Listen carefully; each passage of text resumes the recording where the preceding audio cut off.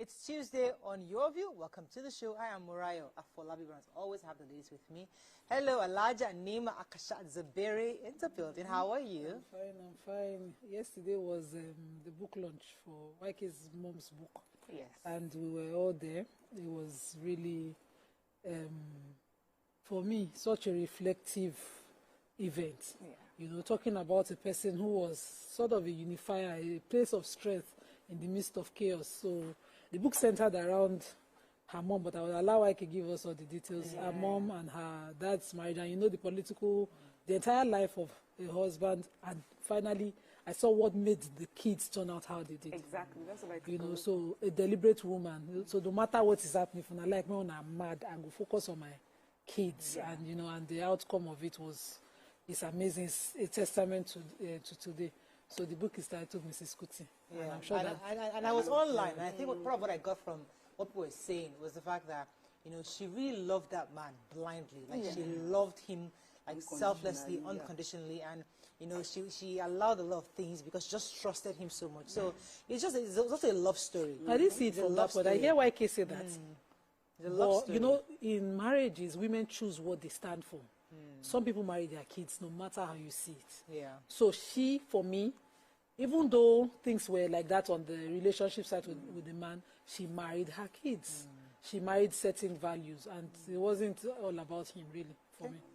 All I could see was strength. I really saw strength in the whole thing. How are you doing, Fine. The weekend was really beautiful. Of course, you know, there are no kids and everything, so the movies I watched, I was able to put on a certain channel. I traveled around the house and came back, and it was still on that same channel. Nobody changed it. We're not struggling for remote. No, it's my turn and everything. It was just me flexing around. You've gone back to school? They've all gone back to school, nice. so I really enjoyed myself. It was a beautiful weekend. Yeah. I mean, I don't know if I have the heart for that. I mean, I always wanted my kids to go to boarding house, but I don't know if I would. I mean, I always feel like they'll feel bad that mom is sending me away. Did you ever get that feeling when you're sending them off? Yeah. Sometimes, yeah, the very first time, but when I came back and I saw results, I saw the way they are and all of that, how my they daughter cannot matured. wait to go to be sent off. Are you serious? Where am I going? Like she wants to go. Hi, Mariam. I've been amazing. So yes, I was at the book reading. So man, it was such a busy day for me, you know, yesterday. But and then before then I went for this meeting. I had this really brilliant meeting and conversation. I'm so excited about that. But today is my stepson's birthday. Oh, he longer is a year older, and I'm just so very proud of this young man. He's growing up into being someone who, you know, we all love and respect.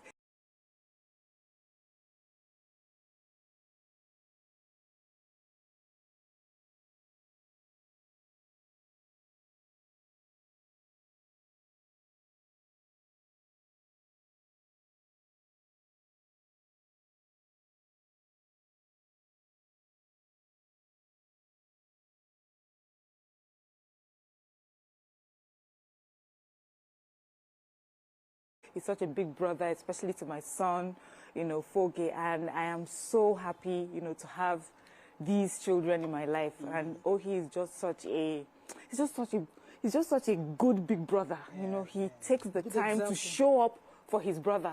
Like he will say, I need to see him at the, you know, at certain times in the weekend. He makes the time to come and visit his brother and spend some time with him. And I think that's just so amazing. One of your many wonderful qualities, and I wish you the very, very best of your I must say, Mariam, that I think since we entered this studio, you just totally. I mean, this studio was built for Mariam.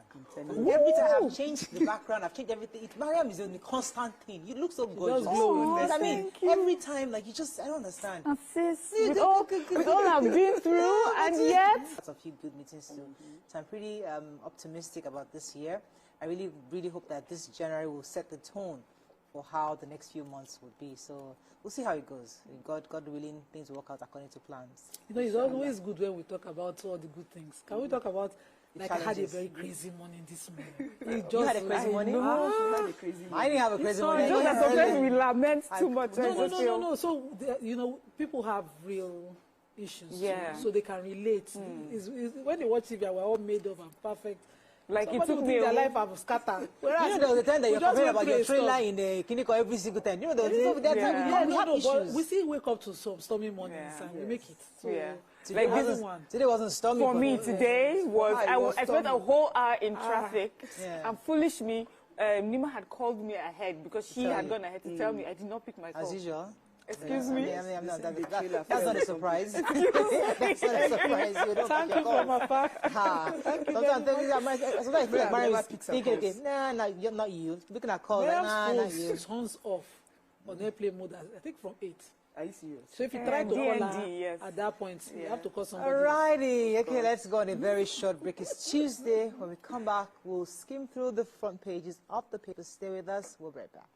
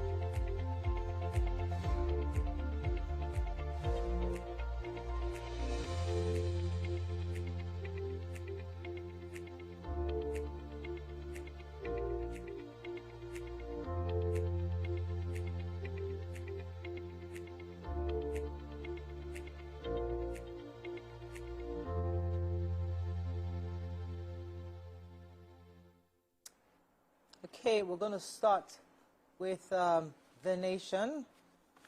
How federal government plans to raise 36.35 trillion revenue by Bagudu. 4 airlines to lift 2025 pilgrims. Oyo agog as Alaafin gets staff of office. Why Lagos Speaker Obasa was removed. ISOP kills 50 farmers in Borno. Air Force probes Zamfara accidental bombing. Anyanwu back as PDP National Secretary, and why Tinubu should intervene in AMCON and firms dispute. Okay, which story are we starting with? I have that story, and it's something bordering on the abuse of rule of law. So, according to the nation, there's a Supreme Court judgment, voiding AMCON taking over this particular business called Suru Worldwide Venture, and it was because of a loan that they're taking from the defunct Oceanic Bank, which is on paid back, and so AMCON took it over. They've been in court. The Federal High Court had ordered that AMCON should take it over, but the company went on appeal. The appeal court voided it. The Supreme Court upheld that, and that's rule of law. That's basic. End of story. They have dismissed that the AMCON should take it over. Until date, AMCON has refused to review it or give it back to the company. Just reading it is just heartbreaking for me, because we're discussing, self-help yesterday, and when there's a court order, it's because we don't respect, and it starts from leadership. Yeah. You will see some House of Assembly, court will rule A, court will rule B, they will say no, and this is just heartbreaking. AMCON is a statutory body created by law and should know better, But they are now calling on the president in the story. I don't know how unnecessary. When the system should work. The system should work. Institutions should work. But now maybe the president now will come beyond the Supreme Court to come and talk to AMCON, because that's what they're calling. It's our mentality. The president should come in and intervene. Okay, let me take your state. So yesterday, amid fun fair, the people of your town welcomed the Alaafin Oba Abimbola Owade to the ancient city for the very first time. This followed presentation of instruments of office to him by the governor, Seyi Makinde. Owade became the 46th Alaafin of Oyo, more than 2 years after Balamidi Adeyemi joined his ancestors. The atmosphere in the town was electric as residents and dignitaries gathered to celebrate the significant moment. In preparation for the monarch's arrival, markets, including the historic Akeson market, was shut down. Residents lined up major roads leading up to the palace, and the monarch's family house inaugurated. They were eager to catch a glimpse of the monarch. It was really exciting. I really like these monarch stories where there's a new king being crowned, and really, I think now he's going to go through the rites now that he's been given the staff of office. That's the one that's so he'll knock on those 7 doors. That's the one that's paining me. This preceding. Yeah. Okay, I have the story of I have the story of Zulum. you know, all these, the new ISWAP, you know, we have the Boko Haram, we have all of that. They are just, you know, forming more and more groups. They said that the governor condemned Sunday's attack on farmers and fishermen by suspected members, that's the ISWAP, at Dumba Kukawa local government area. They said sources explained that the farmers negotiated payment of levies to a faction of ISWAP to enable them to access their farmlands. So these ISWAPs now, they're in groups. So they were able to negotiate with them and pay them some certain amount of money. But unknowingly to them, the other group didn't know. So those other groups, they were unaware of the agreement, ambushed and killed some of the farmers. Some of the farmers fled into the bush and all. So they said that the State's Commissioner for Information and Internal Security said that that efforts by the government were underway to trace the survivors and reunite them with their families. But then the governor also called on the military to pursue and neutralize the insurgents in Dumba and other places in the Lake Chad area. He also ordered that residents should adhere to the safe corridors demarcated by security agencies to avoid such risks from happening. So he said that there's some parts of the farmland that they should be on, and there are some that the ISWAP, they're around that area, and it's not safe. Okay. Yesterday I had taken the story of the bombing, you know, accidental bombing or allegations of accidental bombings that happened in Zamfara after an airstrike by the Nigerian Air Force. So the Nigerian Air Force has launched an investigation into the alleged bombing of vigilantes while targeting the bandits in Zamfara state. So it's meant to first ascertain the veracity of the allegation, the outcome of which will be duly communicated to inform and reassure the public. So the operation, you know, they said was successfully eliminated several bandits and also led to recovery of some kidnapped victims. But then the Nigerian Air Force started hearing, you know, the allegations of the bombings of civilians, and they're saying that those who were affected by this bomb, the Saturday hit, was the Zamfara Community Protection Guard, ZCPG, local vigilantes and residents. And as I took the story yesterday, sadly 16 people, you know, civilians died from that. So they're going to look into it and determine whether it was true or not. It's really sad, you know, because we know that our military was working hard to protect these people, and then sometimes this collateral damage happens, and it's quite sad.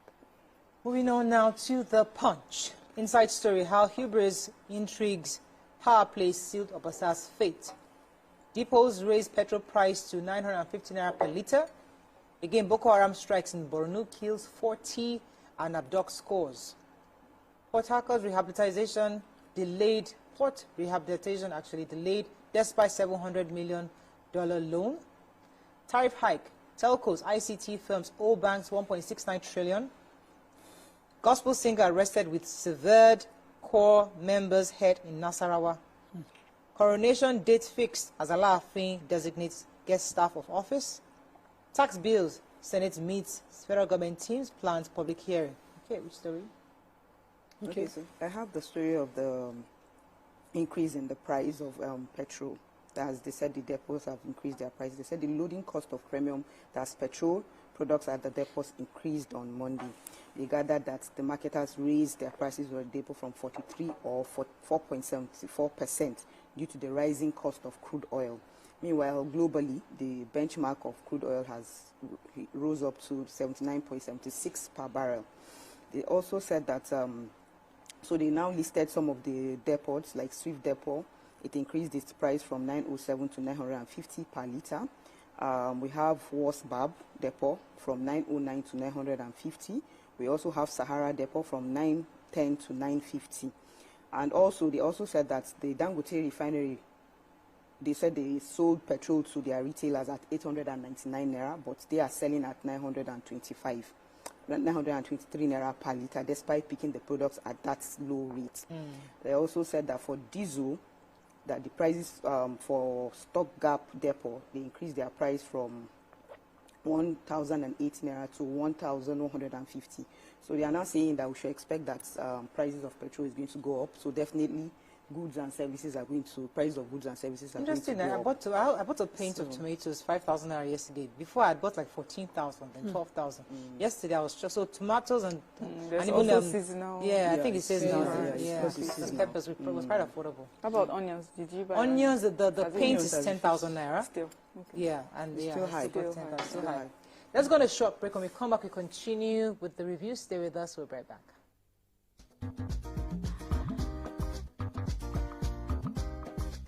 Stay tuned. Your view will be right back. Experience information and entertainment like never before as TVC Breakfast takes your weekends to a whole new level. Introducing TVC Breakfast Weekend Edition, your ultimate source of thrilling sports updates, insightful political analysis, and captivating entertainment news. Stay in the know with what's trending, catch up with the latest in sports, and immerse yourself in the latest buzz from the world of music and movies. Your weekends are no longer just days off, but moments packed with knowledge, excitement, and enjoyment. TVC Breakfast Weekend Edition, only on TVC News.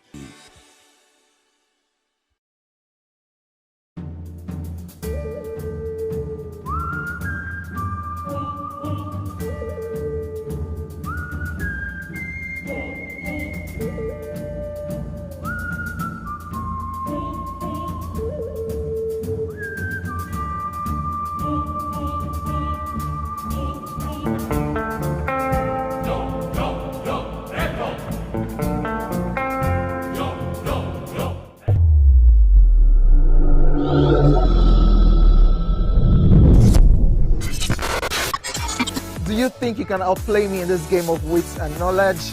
Can you go 7 rounds without flinching? I meant answering 7 questions correctly. How well can you hold your liquor? If you're curious, then join us for the most exciting conversation and games with your favorite celebrities on 7 of 7.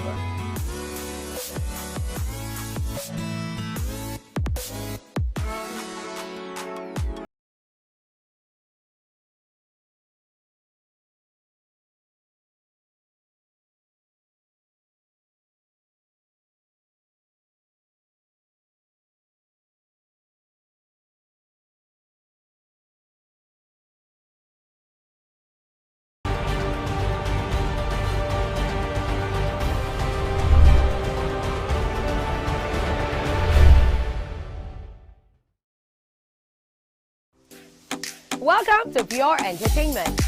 What would you like to order from our menu today? We have the regular.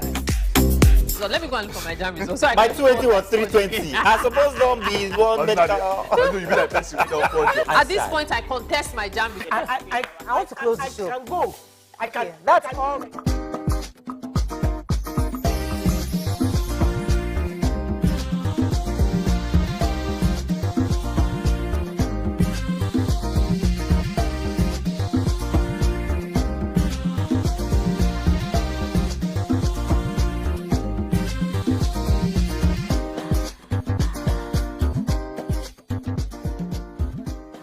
Much better. Thanks for staying with us. Still reviewing Punch. What's the story? Okay, let me take port rehabilitation delayed despite $700 million loan. So they said despite securing a $700 million loan from for the rehabilitation of the Apapa and Tinkan Island ports in Lagos, the federal government has yet to commence work on these 2 major seaports. So in April, the paper had reported that Nigerian Ports Authority secured a $700 million loan from Citibank for the rehabilitation of, the above-mentioned ports. The loan was funded by the UK Export Finance and Export Credit Agency. They also said MPA had also, opened discussions with another funding agency to finance the upgrading of eastern ports, that's including Calabar, Warri, Onne, and Rivers ports, as well as the reconstruction of Escravos breakwater. And at the time, the then managing director of MPA, Mohammed Bello Koko, said that the mandate letter will be sent to the Debt Management Office for final review and approval. Anyway, to cut the long story short, is despite the loan that they have received. Nothing is being done yet. No rehabilitation work has taken off yet. And so we're hoping that after this is being read out in the news, maybe we would be hearing from MPA or federal government why work hasn't commenced. Okay. Okay, so I have a human interest story and it's a femicide story. So this young man, known as Ajayi, has been caught, arrested. Timileyin Ajayi has been arrested for killing his girlfriend and dismembering her body. At the time, he was found throwing a bag into a river, and he was found forced to retrieve the bag, and the head of the girl was found fresh in that bag. The bike man who had carried him had alerted someone. The story also says the church member had suspected him, and at some point the church member and the bike man got a crowd of people to accost him. By the time the body was found, the head was found with him. Of course, a mob had decided to attack him, but the story also carries that one Nansel, I'm suspecting this is a police spokesperson, said that the suspect was rescued by them, and the time they found him and rescued him, the mob had, of course, started beating him. So right now he's in the hospital receiving treatment, and thorough investigation has commenced. The girl, whose body parts were also found at his residence, filled into 2 sacks of bag. Her name was also mentioned. I'm sorry I can't mention because of her parents have been contacted and she has been identified. She's a 24-year-old NYSC member serving in Abuja. This is a painful one. This is my heart is with her parents right now. Come back to that story. And the video is being circulated. Please, as much as possible, if you can, delete that video, because her parents would never be able to find closure. Did they mention that he's a gospel singer? Yes, he mentioned. I just wanted to avoid certain. Okay, let's move on quickly. This is a very heart-wrenching story. Our tax bill matter. So yesterday, the Senate and the federal government, led by Attorney General of the Federation, Lateef Fagbemi, SAN, finally met on Monday to iron out all the grey areas in the 4 tax reforms sent by the President to the National Assembly. Amid the controversy generated by the bills, the President last year had expressed his willingness to pass these 4 bills and to review the current tax bills. So the 2 teams met on Monday, and now they came out and they said that, emerging from the meeting, Senator Abba Moro said that there will be a public hearing afterwards very soon, just to reiterate what was agreed. However, the chairman of FIRS himself was saying that all the issues, that's Zach Adedeji, was saying that all the issues that were the contentious issues have been ironed out, and things so far, everything is smooth, and they believe that after the public hearing, all the various stakeholders would be able to come to an agreement. We want this thing to be passed as soon as possible so that we can actually begin to benefit from the dividends of this new reform. Okay, moving on quickly now to Daily Sun. PDP crisis worsens as protests rock party secretariat over secretaryship. Why National Grid will continue to collapse, says Minister. Clark accuses governors of manipulating legislative processes and stifling local government autonomy. Waivers, National Assembly panel probes 4 trillion naira revenue shortfall. Jubilation in Lagos Assembly as Obasa's impeachment. Osho confirms arrest of over 100 suspected terrorists. And Zamfara NAF makes U-turn, probes accidental air strikes on civilians. Okay, which story are we taking? Okay, so let me quickly address the Minister for Power, who was before the House yesterday, the Senate Committee on Power for the 2025 Budget Defense, and he addressed why we've been having these grid collapses. He said that until, that's in his words, the national grid will continue to collapse until insecurity in the north is addressed, to make way for repairs of the Ugwachi-Bauchi-Makurdi line, according to the minister. This, for me, is such as an indictment of the executive from the executive, or necessary. If you think that had to be done, memo the president and get the right necessary security that you need to go and fix it and maybe man it. That could be happening, but he owes us the responsibility to tell us what the issue is. Because but you know, this he's skirting around what is the problem. This now he's telling you the core issue. No, he didn't tell us. He's telling us that he indicted. He's indicted. He's part of his principal. No, it's not necessary. How many memos has his principal gotten on this particular? We don't know. What if so now he's telling the Senate as if the Senate can't provide the security he needs? No? It's a conversation. It's an interesting conversation. But I also know that Nigerians are constantly asking, "Tell us where is the loophole, or where the clog is." They even ask if there's an alternative. But he has been mentioning the fact that it's the insecurity that is stopping him from fixing all of those things. So federal government should fix that. They should do something about it. Another story. Yeah, so I have the 100. The Osun states. The Osun confirms arrest for over 100 suspected. And they said the Osun State has confirmed the arrest of over 100 suspected terrorists who stormed the state for alleged bomb-making training. They said they got a place and they started trying to start making bombs and all of that. But they were apprehended. The reason why they caught them was because it was the immigration service that caught them. They said they didn't have traveling documents, and that was what, made them got them caught. They said the security source said that suspects were arrested and taken away for immigration officers. They said the state commissioner, Kolapo Alimi, said the suspects have taken normal steps on the matter, and that they didn't disclose it earlier because the government has been on top of, they've been proactive and have been handling the issue so far. So right now they are still at the custody of the security people. Sorry. So yesterday, Elder Statesman Chief Edwin Clark has called for the immediate suspension of the Nigerian Governors Forum, citing his deviation from his founding principles and his role in undermining the constitutional governance. In an open letter on January 13th, he described the NGF as a once noble initiative, has now become a notorious cabal. According to them, they are prioritizing political power over public service. He argued that it has since morphed into a bloc capable of challenging the federal executive and manipulating legislative process, thereby stifling local government autonomy. And many of us have discussed this over and over about how important for us to actually implement the local government autonomy. He criticized the governors for reducing state assemblies to mere extensions of their own administrative entities, saying that they're supposed to be an independent body of thought. Now, the NGF was created to serve as a bridge between the tiers of government, but right now it has become a cabal that is stifling something such as important as the local government autonomy. So, hopefully, let's see. Our final paper, let's see how much time we have. Vanguard. 21 million housing gap, 5 trillion naira needed for 2.7 million new housing annually for the next 10 years. Why we impeach Obasa, change house leadership, says Lagos lawmakers. FG raises inmates feeding to 1,125 naira per day. Legal action against unruly Ibom air passenger to prevent reoccurrence, says NCAA. Coast clear for tax reform bills in Senate, as Abamoro FRS chairman says.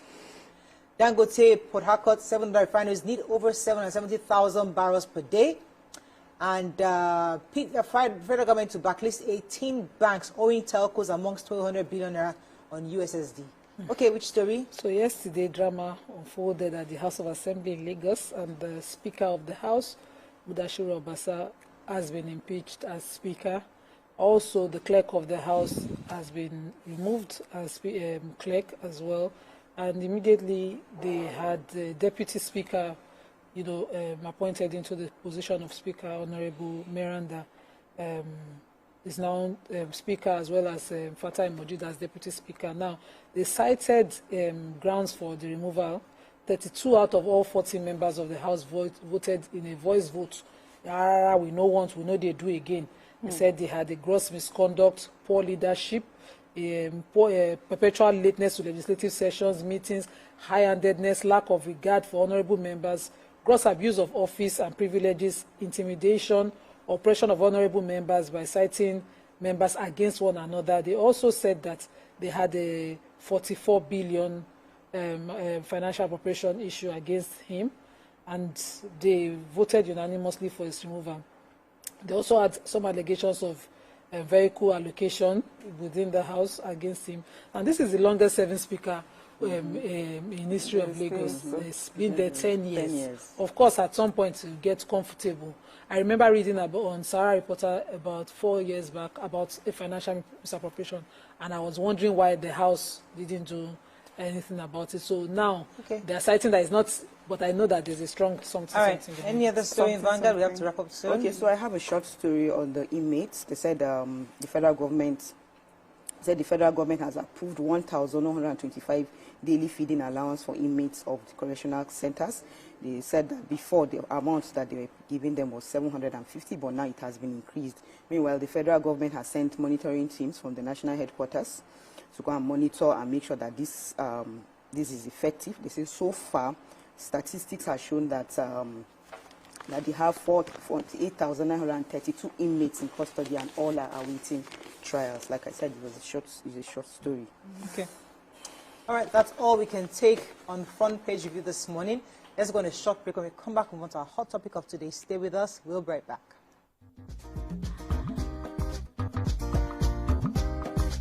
Stay tuned. Your view will be right back. Experience information and entertainment like never before as TVC Breakfast takes your weekends to a whole new level.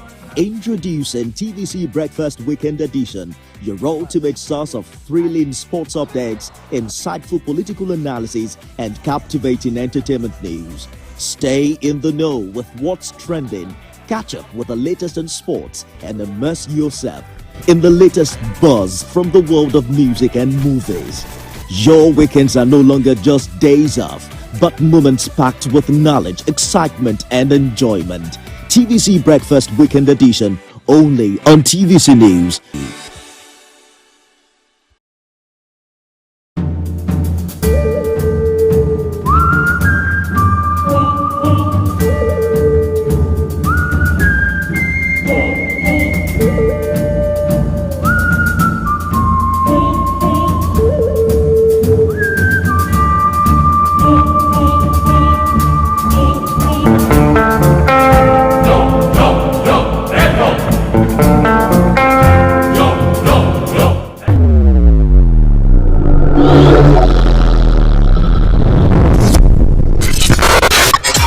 Do you think you can outplay me in this game of wits and knowledge?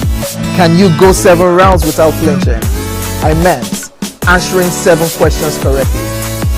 How well can you hold your liquor?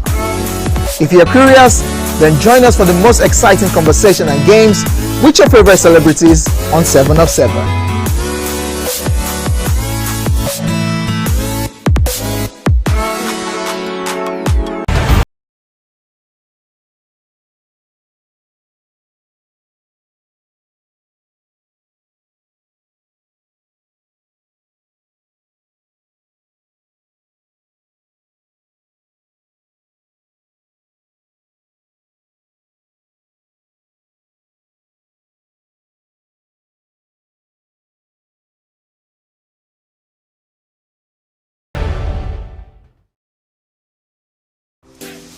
Welcome to Pure Entertainment.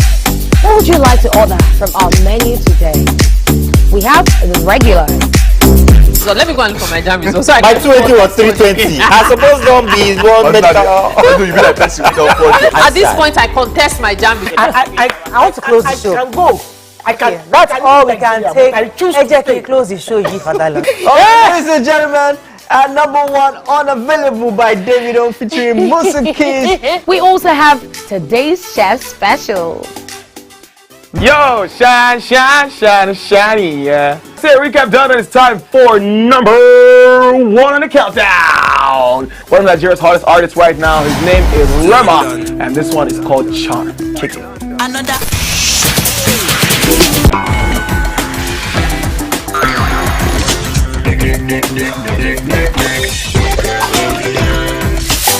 For dessert and a bit of nightcap, we have the nighttime and online specials.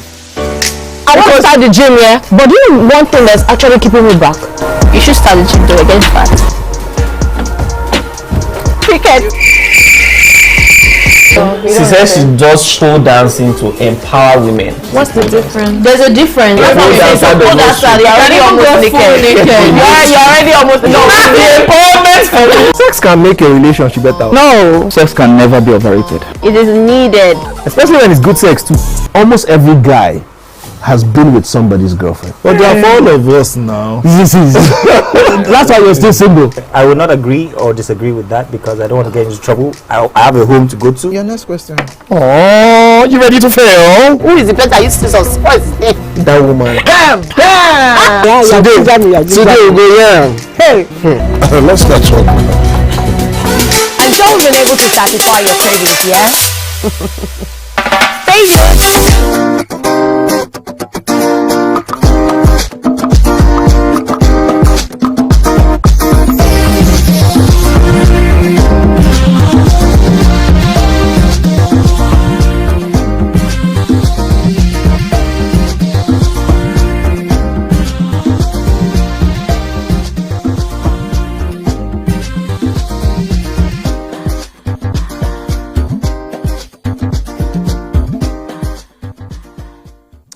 Thanks for staying with us. So, the Nigerian police put out a statement yesterday saying that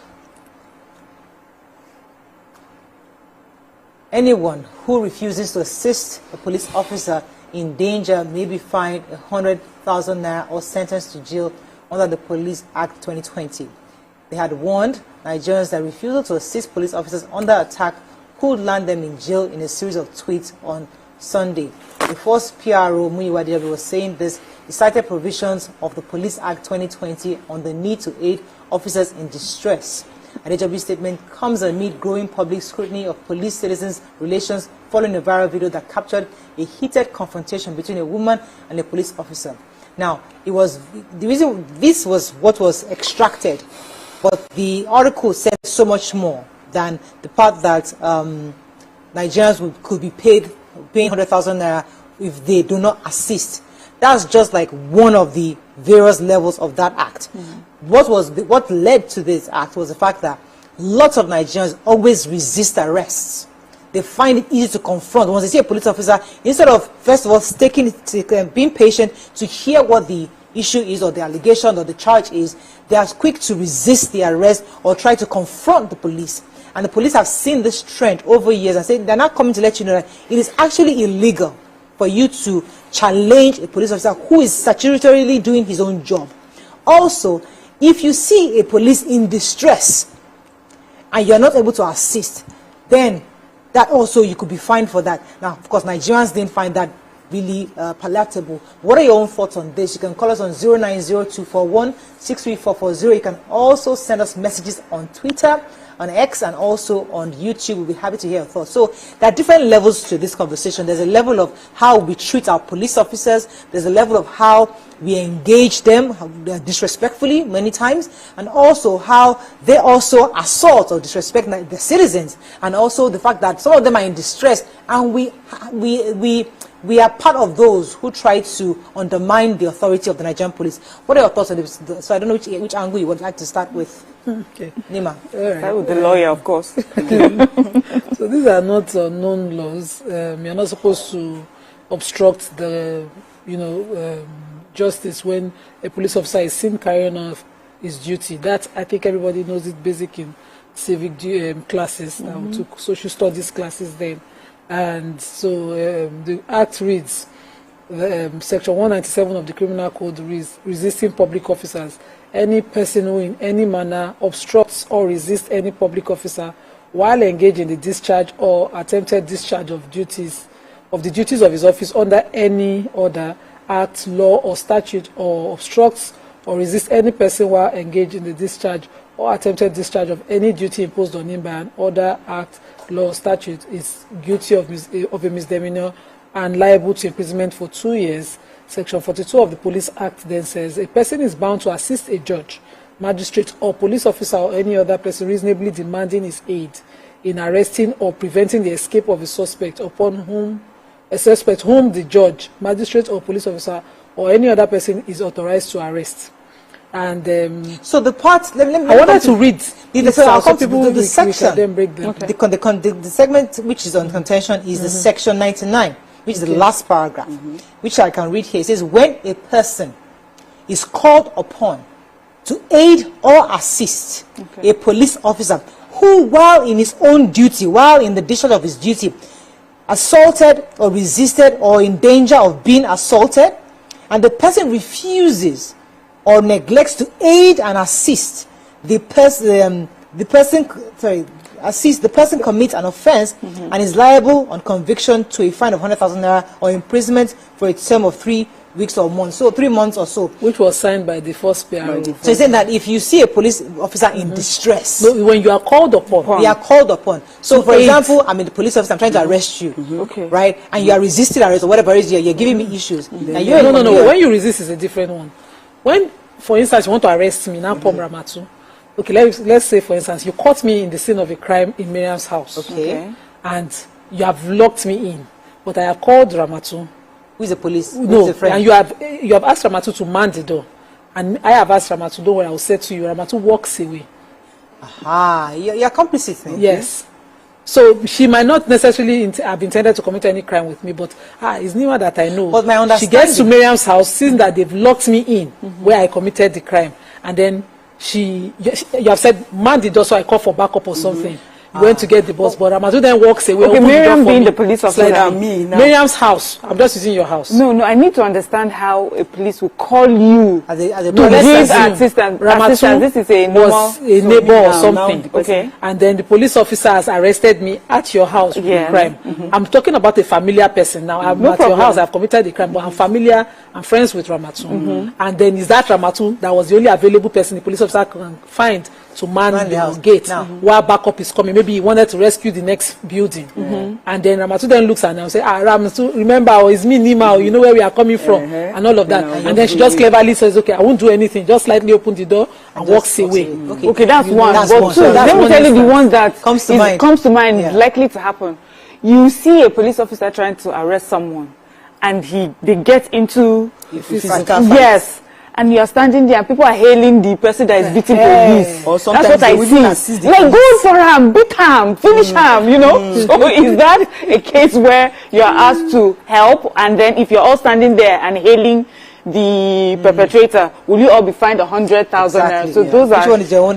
So my own, I'm just thinking that, okay, like the perspective of Miriam's own, yes. So I'm now saying that, is it that they want you to support the police in the fight and everything to help fight the person? Or so, and again, and that scenario is such is that when I am a police officer, I'm trying to arrest you. Okay. And I realize that you have come with a few people. And I'm not saying, I'm getting overwhelmed here. And I see some private citizens, I say, please help me call the others. Help me call the ones at the police station and call me back up. And those ones don't answer. And say, I beg, please, it's not my work. And they move away. Why? Now, are those guys liable? Can they be held? So these are questions Nigerians are asking. Because if you say that if I don't help a police officer, I get arrested for it. I think they need to let us know how they need to give us. There are several instances. Nigeria knows when they see. In fact, when you read the comments on all of this, you will know that Nigerians know that they would never assist a police officer in arresting somebody except the crime is against them, which is sad. That's sad. No, that's not. Number one is that you don't even want to waste your own time. Imagine that you have assisted a police officer and then you're roped into a matter. So the police need to clean up a lot of things. I liked what's his name, Olumiwa Adejobi, to do better than just write all these things. You know, your business is also to give the police an image. I see how he engages people on X. You know, when he writes out and Nigerians are coming, he will have time to be giving them the gbas kind of. That's not what a PRO is for. Your business is the image of the police. Now, there's a misconception of the police that is almost widely accepted. And it's painful. You know, they say, people, in fact, I would not, waiting police do for me, and that's the truth. You'll be in a situation and a police officer is seated there, whether in uniform or not with his ID, he will not put his mouth. The few times I have been in a public transport and there was an argument, I remember back then in the early days of you, I used to take public transport from Mile 2 or First Gate to Trade Fair. I remember one particular, it was a military man that stepped in and said, you can't continue harassing this woman and her hijab. And it wasn't even about his religion, it wasn't Muslim. It was, I just sat through that harassment. This woman kept, you would give your life, you are going to air fire, dragging my veil. We were having a fight. I was going to fight, of course. I said, madam, sit down. And he stopped the bus and got her out of the bus, If you want to go mad on your own, you can proceed. It wasn't about that. Every few times you have such instances, the police will just, they are the checkpoints, and there's a problem down there. It wasn't reported.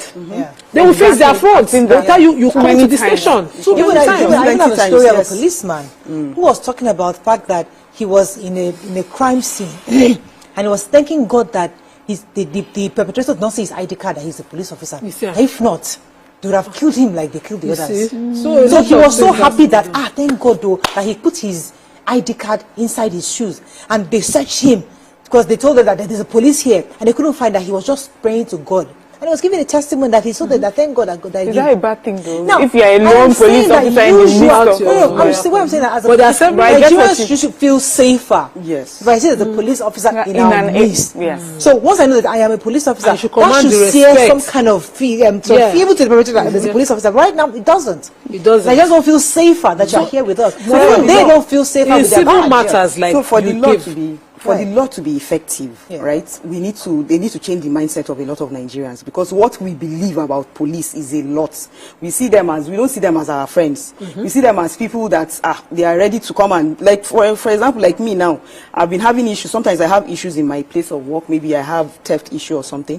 I get scared of going to the police station to go and report this case, because I know that when I go to report the case, I know that at the end of the day, they are going to be asking me to bring money, you know, and all. So I already have this mindset that, look, I can't help a policeman because I know that when I have issues, they are not going to come in for me. They won't come through. I've seen a situation where people were seated and a case, there was one case that happened. They were looking for one person and the person was sitting amongst, you know, he was amongst his friends. They packed all of them and they took them, they went to go and lock them up.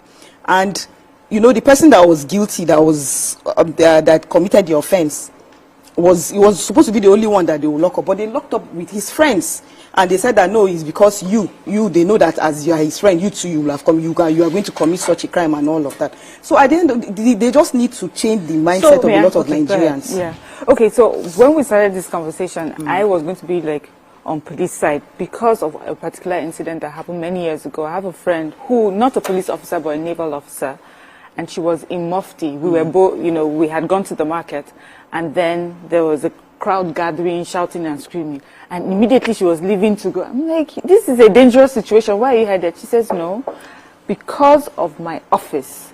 When I see something like this, I need to intervene. And I thought, for me, I just thought it was not the smartest thing because you're just alone. You don't know what it is. You know those boys and everything, everybody was. And she was willing to put herself in harm's way because of her office. And so for me, I feel that if police officers or security personnel or military or whatever, if they're willing to put themselves out in situations like this for our safety, it is only natural and it's only fair that we reciprocate the gesture. But of course, listening to everyone now, it reminded me, Auntie, you're in Nigeria, you're in Lagos, things happen here and we have seen it too often, where a police officer is supposed to step in and he doesn't, or the police officer takes the side of the wicked person. What do you call them? The perpetrator, whatever. You know that this is the victim. You know that this person deserves fairness. But just because maybe this person look like he can, influential or can give you something, you take, or he has more mouth for whatever reason, you take knowingly. Take the side of the person that deserves to be punished. So I am a spy officer, and I took that course because I really wanted to understand the laws of the Nigerian police, and I realized that they do have laws, and they do seek to protect Nigerian citizens. However, of course, there are quite a number of people who have this unscrupulous, there are unscrupulous elements amongst them. But the truth is that there's a part of the Nigerian police that we've not talked about, the disorderliness of the Nigerian citizen.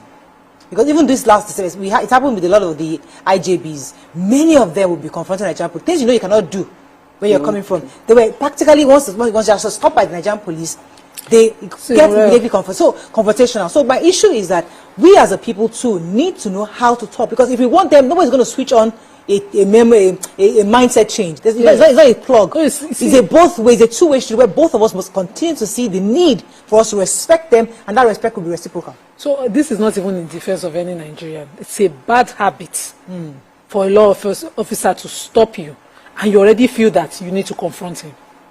Myself and my driver will do this argument every day. And yesterday morning, the police officers at Orile were stopping us. Park. I've said to him, I've spoken. And then grudgingly, he kept, they'll stop you, you're still in the middle of the road saying, yes, yes. The first thing is that you clear out of traffic, you don't back up traffic, and then you have your conversation. Whatever they want to do at that point, you have the conversation. But he likes this, he does it all the time. He will stay in the middle, and when he tried, I said, would you park? And then when he parks, he says one of them has said he should go. I didn't look back, and we went. And then at Igomu, they used bike and gun, stop us back. Imagine. Told him, I said, since I have been driving myself, the only thing I know how to do is clear. I always clear. We can carry ourselves to your police station at the end of the day. I've been to road safety office, I've been to police stations, I've been everywhere when I was alone in my car. I don't expect it now. And that confrontation, the man just saw that I was like, that was why they left us. Checked our vehicles, checked our whatever. They said we look. I look like a armed robber. I look like an armed robber. Did they say something? Because they stopped us. He was suspicious. They look all out at the back. They look like they have even kidnapped me. They had to check. And I told him, always park. They are human beings, and you have a conversation. You don't attempt to provoke. The moment they are stopping us, somebody will flag off a phone. I'm not saying that there are no reasons to have done that. But the moment you start to do that, then you start to confront because you want to make content. Because also, we forget that as Nigerians, and this thing, okay, let me go on a short break. When you come back, because there's a point I want to make, and I want to make it properly. Stay with us, we'll be right back.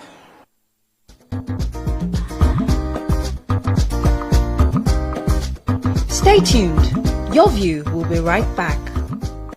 Experience information and entertainment like never before as TVC Breakfast takes your weekends to a whole new level. Introducing TVC Breakfast Weekend Edition, your ultimate source of thrilling sports updates, insightful political analysis, and captivating entertainment news. Stay in the know with what's trending, catch up with the latest in sports, and immerse yourself in the latest buzz from the world of music and movies. Your weekends are no longer just days off, but moments packed with knowledge, excitement, and enjoyment. TVC Breakfast Weekend Edition, only on TVC News.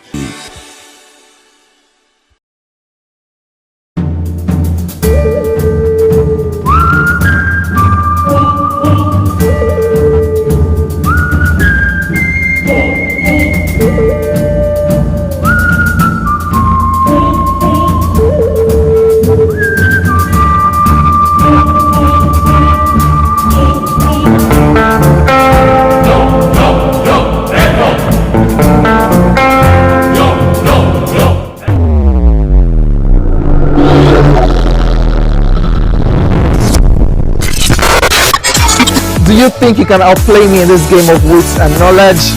Can you go 7 rounds without flinching? I meant answering 7 questions correctly. How well can you hold your liquor? If you're curious, then join us for the most exciting conversation and games with your favorite celebrities on 7 of 7.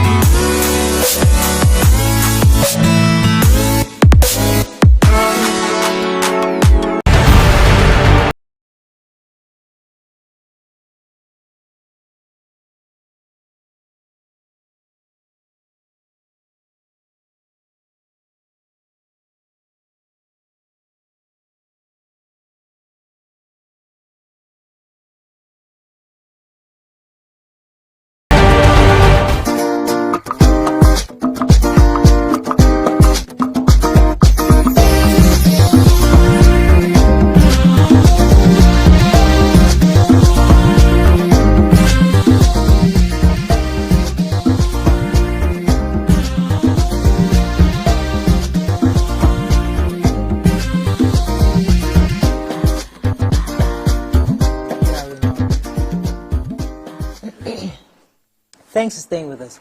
I'm one for reorientation. One of the reasons why we created this show was because we understood that this show can actually be a driver to help change the minds of Nigerians. It's so sad that 12 years on, there's still quite a number of millions of Nigerians whose mindset hasn't really changed. And part of what you use to change society is media.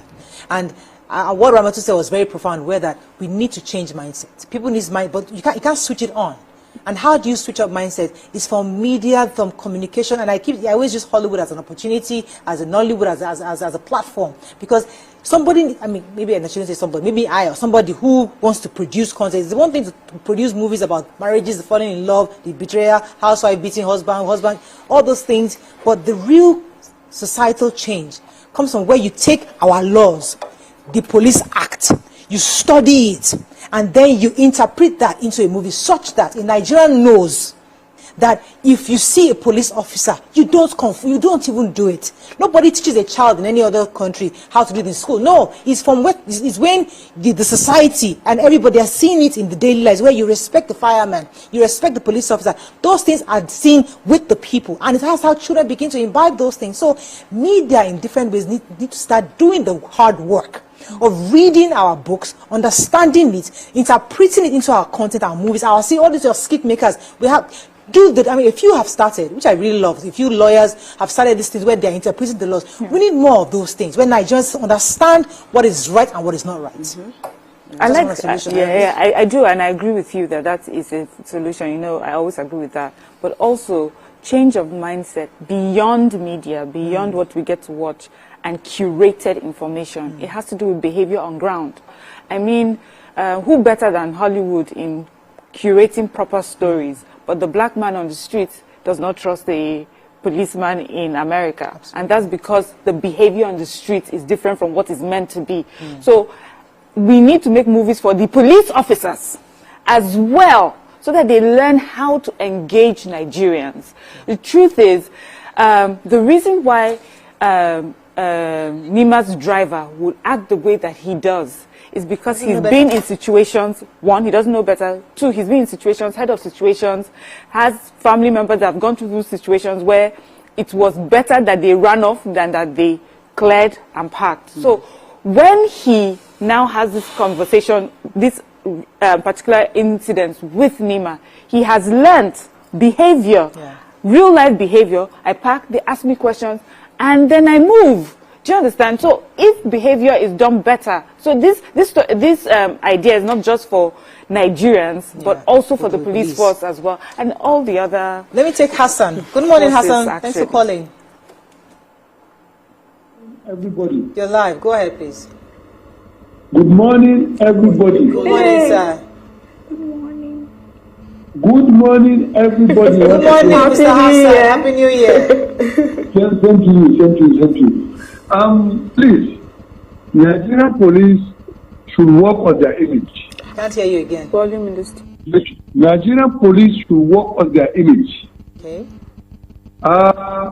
We have very few good police officers, and the system is saturated with much more police officers that are not good for the Nigerian people.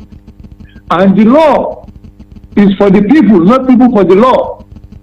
You don't make a law, you don't enact a law to force people to obey it. No. Improve on your image. People will identify with Nigerian police. You don't have to call them. If the police is Nigerian police and it's for Nigerian people, people will support the police. It's not about enacting a law to force you or to coerce anybody. It's never done that way. Nigerian people are law-abiding people. Please be good to Nigerians, and Nigerians will reciprocate by being good to Nigerian police. Good morning. Can I ask a question? The police officers, are they Cameroonians? They're not Nigerians. Yeah. So I want to just quickly, because while Mariam was speaking, an idea came to mind. I completely agree with Mariam that a movie there should be a piece of documentary existing for the police officers to watch. Sometimes some people are visual learners, I be waiting to talk about they call those things. You know, so within the police offices, number one, motivate them by having proper offices, not those dungeons that they call police offices.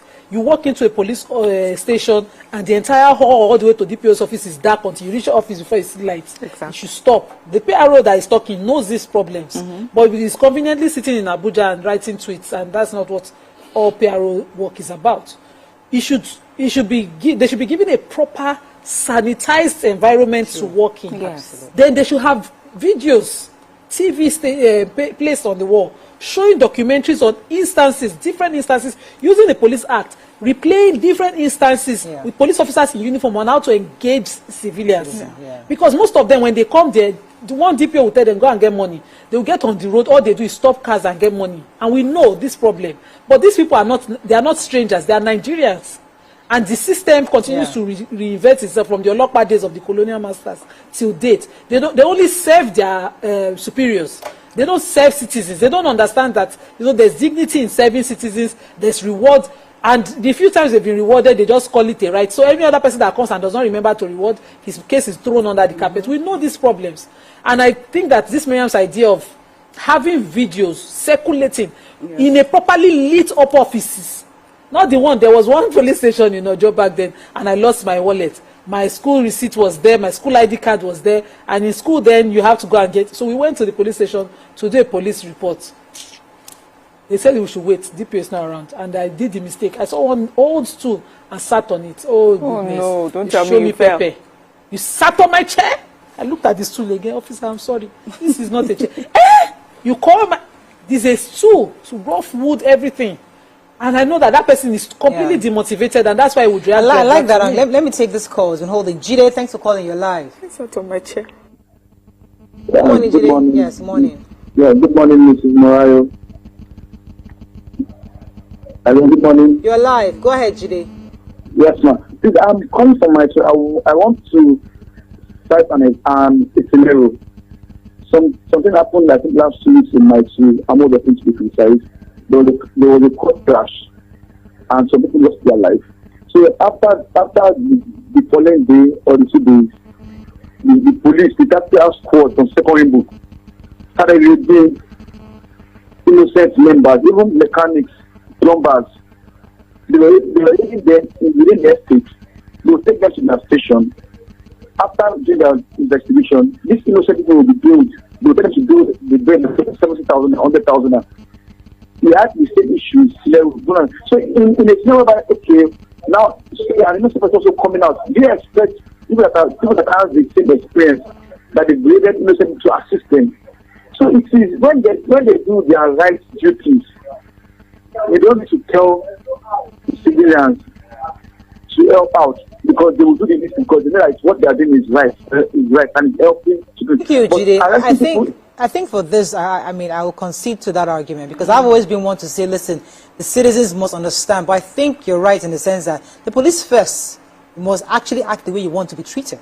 So just like you said, they need that physical change. They need that even mental reconditioning of their minds, totally, because it's when they start acting as responsible citizens as they should, maybe Nigerians can see them differently and say, okay, these guys deserve some respect, because there are ways in which you approach citizens, and there are ways you shouldn't approach citizens, and many of them don't know. Yeah, so I agree with like what Mr. Hassan said. I quite agree with him, because sometimes some of these policemen, if you see their uniforms themselves does not even present, it's not well, you know, they dress shabbily, they dress anyhow.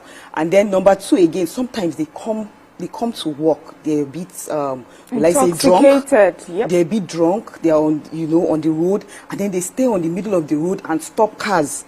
You know, this one, when you do that, I haven't seen that in a while. I know that. They stand in front on the road and stop cars. Was the area they killed that lawyer? Yes, so they'll stop a car, and then we Nigerians, we need to know the documents that police, when they stop you, let's know the documents that they ask for. They ask for everything, and once you don't have that one video, it becomes a problem. So a police officer, the moment a policeman stops you, by the time you go maybe like 2 kilometers away from there, there's road safety.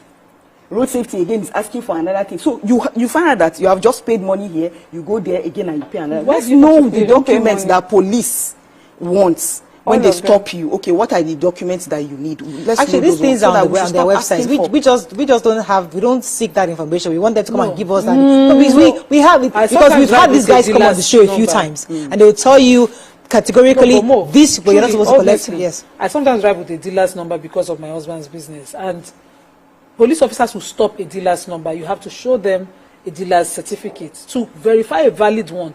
They don't have the means. So if I made it up on a system with graphic work, they wouldn't know. Because you pay to the MVA within the states in question. And on my way to Kwara, somebody stopped me in Ogun State and told me that the car model should be on a dealer's number. And I'm wondering, and you're a police officer? And he was insisting. I said, Oga, this thing has been for years. It's been over 8 years that it's been in use. It's not done that way. I pay in Lagos State, and this is the valid one, the original one I'm showing you. He said that they did not write model, and I found that he was just being mischievous. He wanted to get money. So they will provoke you. The Nigerian police has documents they ask. I think that circulated video that Miriam have talked about, Miriam should go and do consultants for them because they need it. They should have those videos on every section of the police act and what a police officer requires of you when your car is stopped, what a police officer is empowered to do. I can verify that they are not empowered. If the road safety stop you with a fake driver's license, they can verify it. The moment they put it into their system, they will tell you this was not done at the road safety office. I've had that instance twice. So we know that I asked the police officer one time when he was, I said, my process is, my paper is under process, but you can verify it. And he knew he couldn't verify it and said, no, madam, we're going to office. So what were you going to lock me up for? The infraction at the agency where I paid to government, the receipt is showing and you're insisting, should I produce it for you? When I produce it for you, will you know the difference? So a lot of training and retraining has to go in. Let's go very short because when we come back, we continue this conversation. Stay with us, we'll be right back. Experience information and entertainment like never before as TVC Breakfast takes your weekends to a whole new level. Introducing TVC Breakfast Weekend Edition, your ultimate source of thrilling sports updates, insightful political analysis, and captivating entertainment news. Stay in the know with what's trending, catch up with the latest in sports, and immerse yourself in the latest buzz from the world of music and movies. Your weekends are no longer just days off, but moments packed with knowledge, excitement, and enjoyment.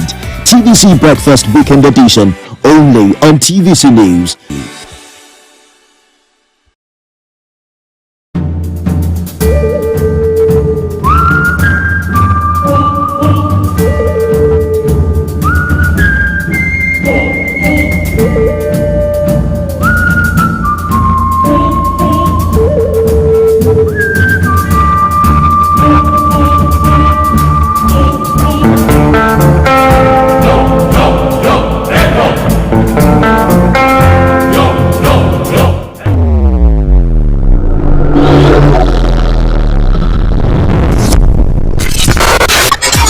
Do you think you can outplay me in this game of wits and knowledge? Can you go 7 rounds without flinching? I meant answering 7 questions correctly. How well can you hold your liquor? If you're curious, then join us for the most exciting conversation and games with your favorite celebrities on 7 of 7.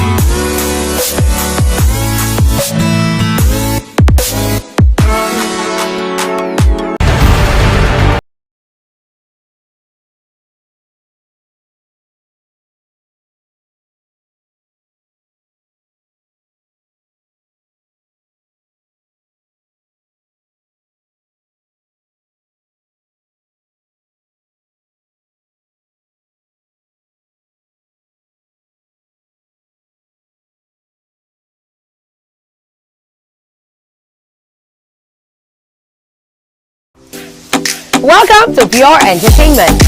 What would you like to order from our menu today? We have the regular. So let me go and look for my jam results. My 280 was 320. I suppose don't be one better.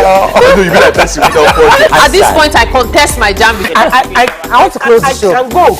I can. That's all we can take. I choose to close the show. Ladies and gentlemen, number 1 unavailable by Davido featuring Musa Keys. We also have today's chef special.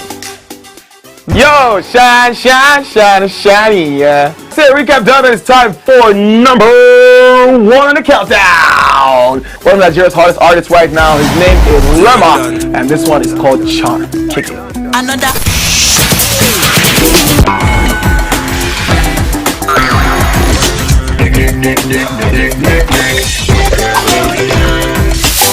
For dessert and a bit of nightcap, we have the night.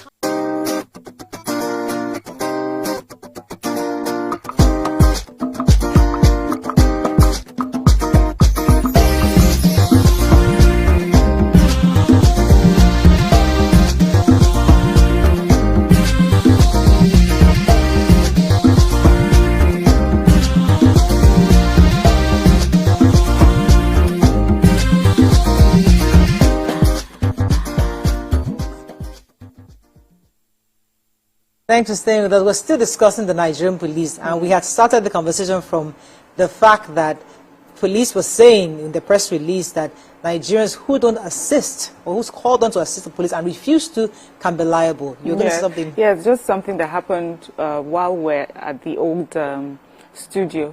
I remember we had a police officer come in, one of their bosses, and we mentioned particularly factory tint windows. And he says, no, they're not meant to stop you for that. That day, after that conversation, I'm telling you, like there was, I mean, Nollywood cannot write this script. I drive out and turn around, and the police officer stopped me for exactly factory tint. I could not believe it. I called Nima as per lawyer.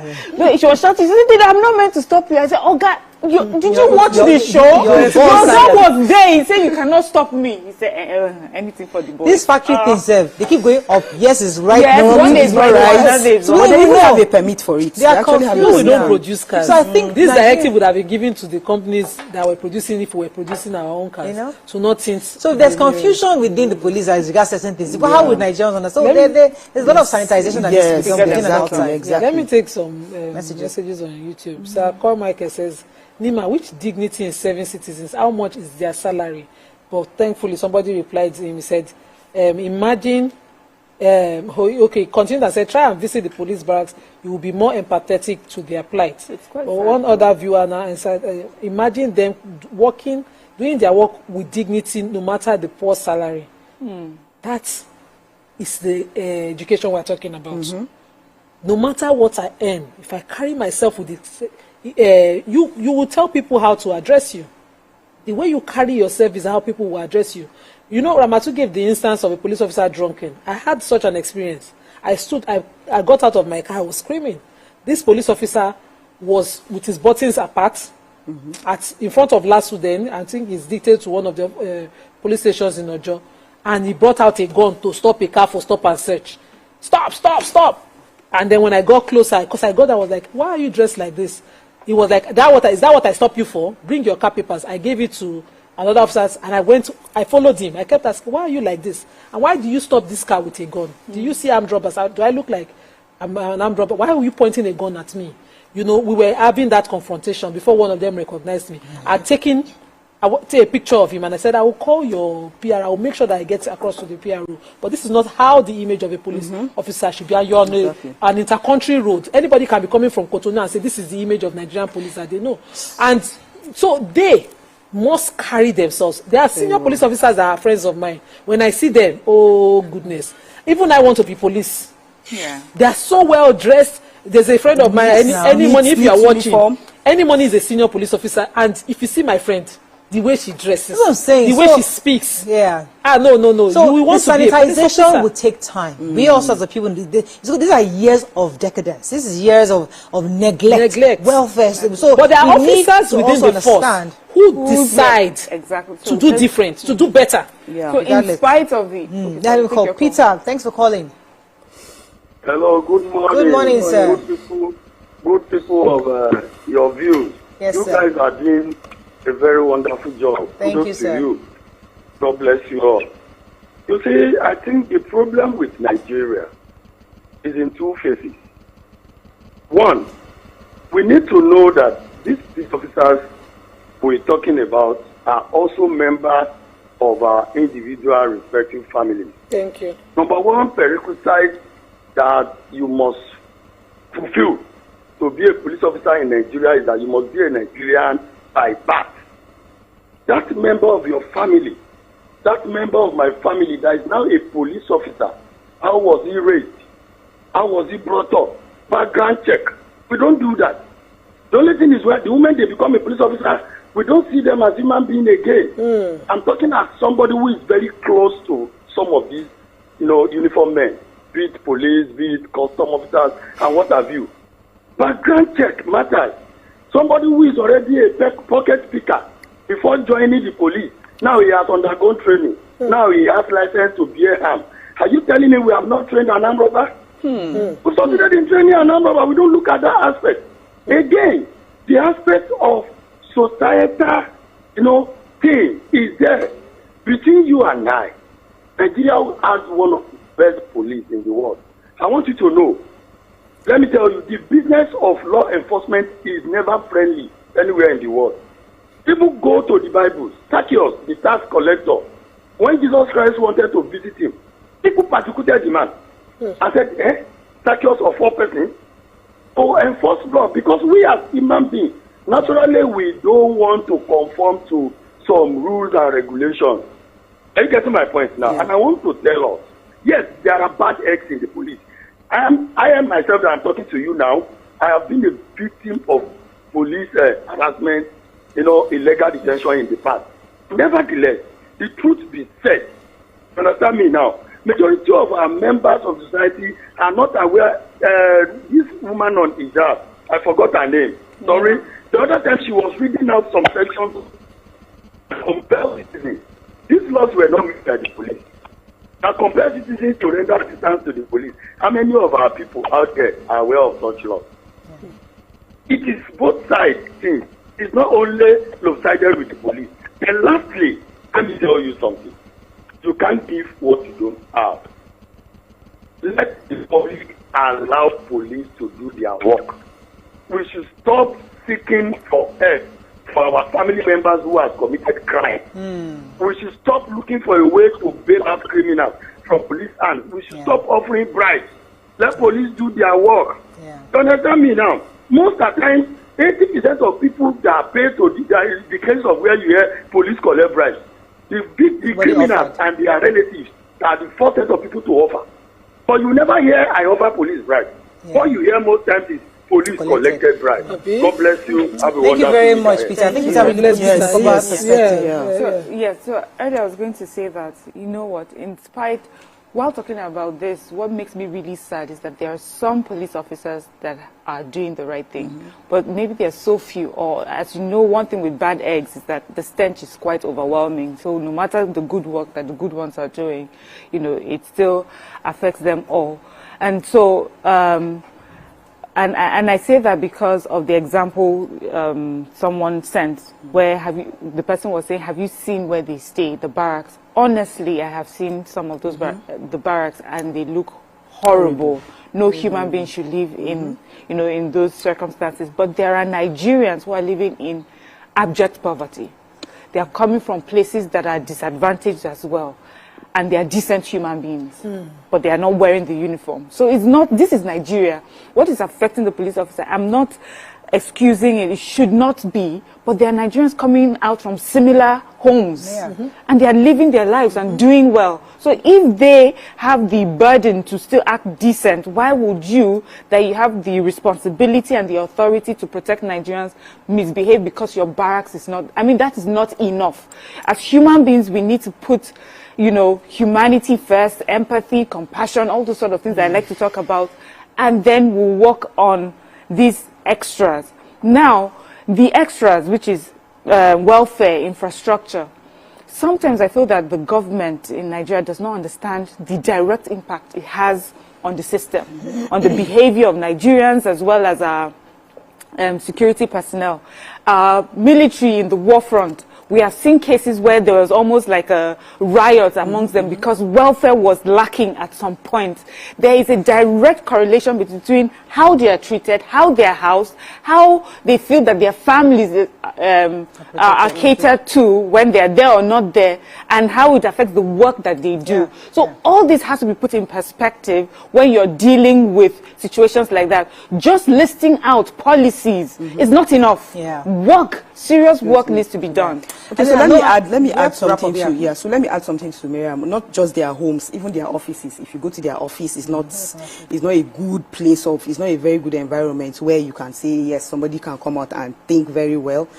Sometimes when you go, you see their tables, they still do things manually. When you go to the police station and you're going to write a report, you have to give you one long, this you write, right? And then they will tell you that for using their biro, you pay 2,000, all of those things. And even their cars, their cars that they use for this is not sometimes sometimes you pay for the fuel and then it's in a bad state, and they are always under the sun as well. When they are under the sun, the sun is hot, so you can imagine they will be hot on anybody that they see. So all of these things are things that we should can function without an an effective law enforcement agency. And I think it's important for us to, before we start giving responsibilities to citizens, I think the Nigerian police force also needs to get their act together and ensure that their personnel are well catered for.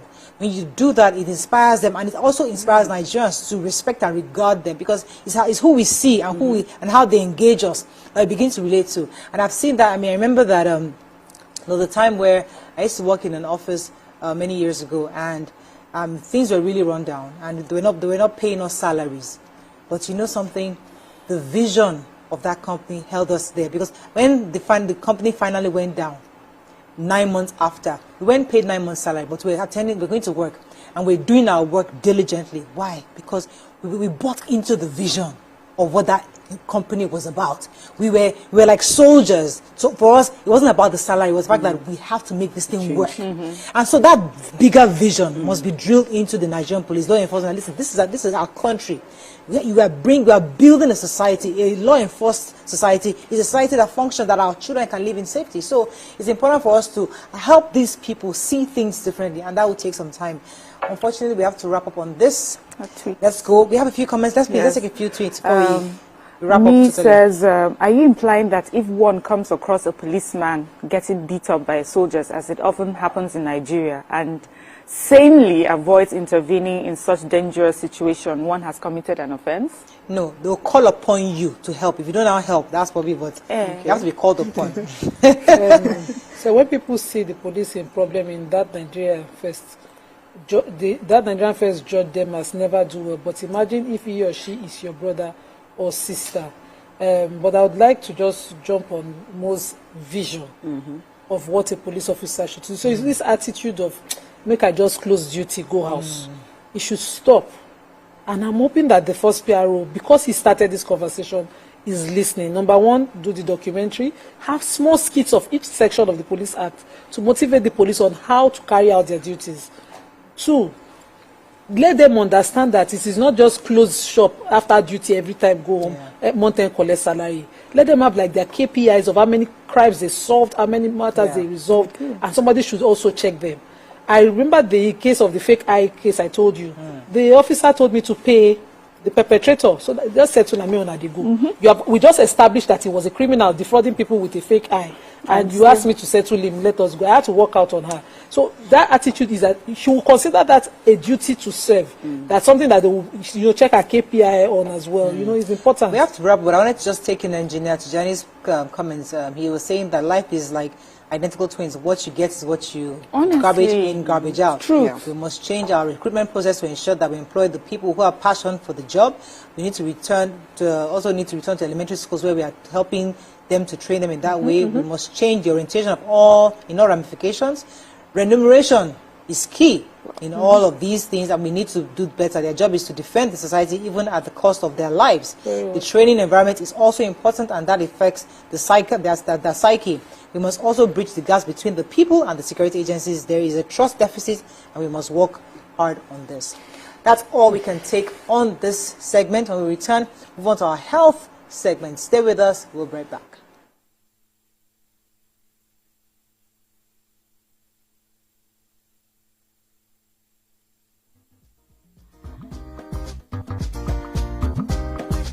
Stay tuned. Your view will be right back.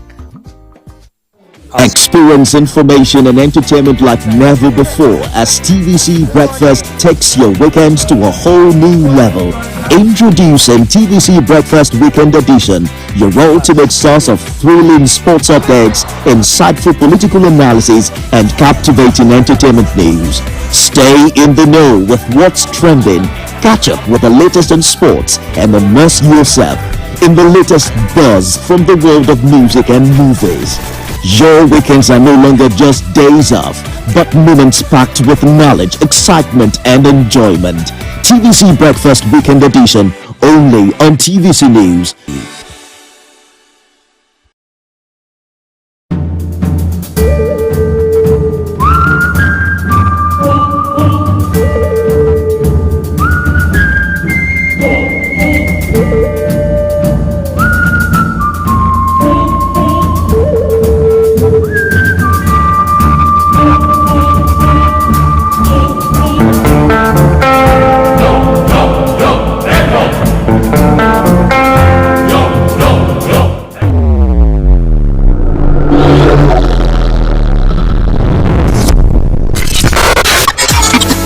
think you can outplay me in this game of wits and knowledge?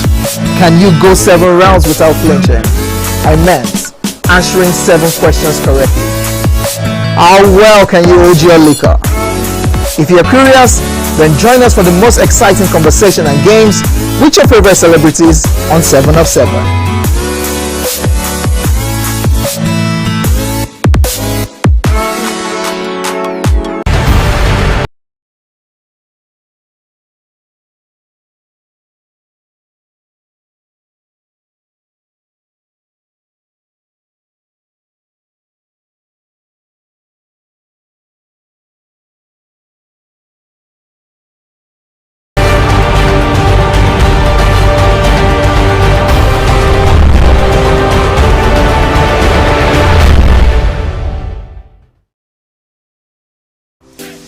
Welcome to Pure Entertainment.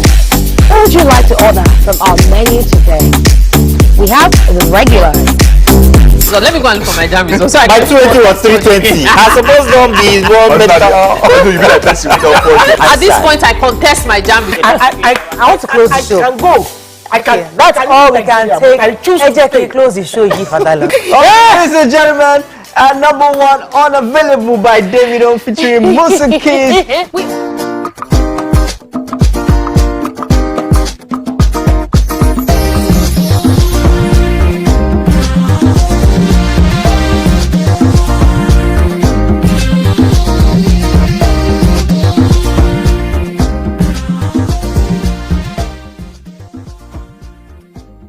Thanks for staying with us. So, Tuesdays we discuss health issues. So, today we're talking about fibroids. So, by age 45, about 70% of women develop at least one fibroid. Many fibroids are small and cause no symptoms. But about 1/2 of black women are dealing with bigger fibroids. On this segment, we'll be discussing the entire issue of fibroid, its causes, symptoms, and possible prevention. Joining us to discuss this is a friend of the house, Dr. Benjamin Olowojebutu. Welcome to the show. I like this your name. Your name is very powerful. Very strong about that name. Good to have you on the show. Your new series is fantastic. Thank you. Yes, for starting this. Really good, really good. Yeah, You've stepped up media in this country. Absolutely. Well done. Thank you. So, discussing the issue of fibroid, every single year we discuss fibroid, because it's a conversation we need to continue to have. You can't stop talking about it, especially because of black women, and it's quite prevalent with our race. So, for those who are just getting familiar with fibroid, let's start. What exactly is fibroid? Okay, so fibroids are benign tumors that occur in the uterus, which means only women have uterus. You can't have it in men. So, it's a benign tumor, which means it's not cancerous. Yes. And is located in the uterus. So if you are reproductive as a woman, there's a tendency to have fibroid. And because, it's very familiar in Africa, black people, black Americans, black Hispanics, Africans, so we are more predisposed to have those fibroids in this country. Melanated. Yes, but it's benign. So fibroid do not cause cancer. But in this part of the world, we are used to a lot of superstition. People say a lot of things about there's a father's father following you, or there's a mother's mother following you in your village. So they throw a stone at you, and that thing can become a fibroid. So people have lived in that quagmire of lack of knowledge for a long time. I'm glad that you're talking about it now, because people are getting more aware now. Because if you go to rural communities that I go to regularly, they don't even know what fibroid really is. Still. Wow. Yes. So there are benign tumors that occur in reproductive age. We say before it used to be above 30. Now we have seen ladies that are 22 having fibroids now, because a lot of people are taking a lot of contraceptives early enough in life, which are things that are predisposed to having fibroids and so much. So I think it's important we have this conversation, and I'm glad we're having it today. Yeah. Okay, so are all benign growths in the uterus fibroids, or there's just beyond being benign? Are there other properties? Yes, you can have a cervical polyp in the uterus, also in the cervix. That's a polyp. But you can also have a cancer, the endometrial carcinoma. You can have cervical cancer too, obviously in the uterus. But fibroid itself, uterine fibroid, is not a cancer. It's a benign tumor. But it can become malignant, right? No. Okay. You can have other symptoms like fibroid, but they are cancers. Okay. So you have endometrial CA. You bleed very, very heavily. You have pain. You have pain having sex. You have pain when you're menstruating. You have intramenstrual bleeding. You can have the same. You can have the same symptom. Excuse me. You have to do what we call evaluation, which means you have to do a test to be sure. Okay, what is the difference between what I'm having? Is it benign or is it cancerous? Okay, it's important you do that. Okay, so if it is benign, do we necessarily have to take it out? Obviously, because fibroid is like having a baby in the tummy. That's what I tell people. Anytime you eat, you feel the fibroid. Every time you eat, every time. So a tiny fiber that is a watermelon can become as big as a basketball. I've seen a 50 kg mass of a fibroid before. I've seen 35 kg. That's bigger than a 1-year-old baby. Yes, definitely. So the point for me is that if you don't take it out, it affects the quality of your life. First thing is low self-esteem. You can't wear what you want to wear as a lady. You are bleeding very, very heavily. For example, somebody was preaching one day and started bleeding and wear a white dress and started bleeding just spontaneously. So it affects the quality of life. So imagine the sizes were now very big. You now rest on your ureters. Ureters are the organs that takes urine from your kidneys to your bladder. And you can't pee. You have what we call obstructive uropathy. So your urine that should come to your bladder is going back to the kidney. You now have hydronephrosis. So now we have seen a lot of ladies have what we call acute renal failure, acute renal injury because of having fibroid and not taking them out. As a follow-up to her question, yes. The reason why people are scared, obviously, because they feel that they're going to lose, they won't be able to have children anymore. It comes out with their uterus. That's not true. So if you have a fibroid that is manageable, it's not very big, and you are still reproductive, means you don't have a baby. Let's say you're just about maybe 40, 35. One of the major causes of subfertility or infertility in Africa is uterine fibroids. Because fibroid baby should stay in, so you can have a baby. So the first thing to have a baby is take out what is causing not to have a baby. So you take out the fibroid, that you can have a baby. There are ways to have a baby now. You can have normal, you can have an IVF, you can have ICSI, you can have normal copulation too. So the first thing is that you don't say because you're afraid and you leave the fibroid there. The fibroid keeps going bigger, and you might not have problems with the fibroid itself, but the symptoms of carrying the fibroid in your tummy. Okay. So some people have what we call intestinal obstruction. Excuse me. Go ahead. I have a friend that had this fibroid and she took it out. It grew up. It grew again. Yes. It keeps growing. Fibroid can grow. Fibroid has propensity to grow. So that's what I'm going to talk about. Something about our lifestyle. Things we need to do after getting fibroid. After doing the surgery, what do you need to do? A lot of people still go back to their normal old self. So let's take it gradually. Okay. So what are the symptoms of fibroid? You say you have fibroid. What makes it very, very peculiar and very, very bad and very, very symptomatic?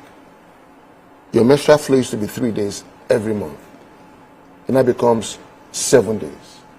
You used to use 3 parts. Now we start using 10 parts. Okay. That is increase in flow called menorrhagia, heavy bleeding, it clots. That's the symptoms of fibroid. You used to wear size 12 of a shirt, and now becomes size 14, size 15. You think it's a bar or it's fufu. The tummy is going big. That can be a fibroid. You have painful, excruciating menstrual flow, dysmenorrhea.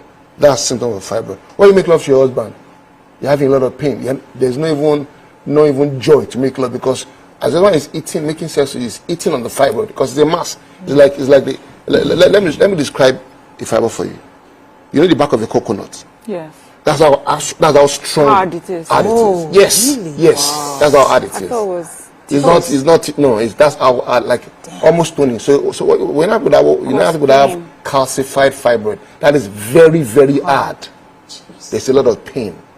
You don't want to see what the woman is. That's why I say men shouldn't slap women or beat them. Sometimes the woman is having fibroid and is bleeding very heavily. Just one slap, she dies because she doesn't have an optimal blood flow in her body. And you just take it because she's walking, she's okay. Just give her one slap and she just go because the blood level is very, very low. They are always anemic. Yeah. because they are bleeding heavier than normal. Let's say you lose maybe 3 units of blood, 3 units of blood. Now you're losing like 6, 7. You are panting. You can't climb the staircase. You are panting. Those are the other symptoms that can make somebody even go die than even the major symptoms of the fibroid. So you were going to talk about the things that predispose. Yes.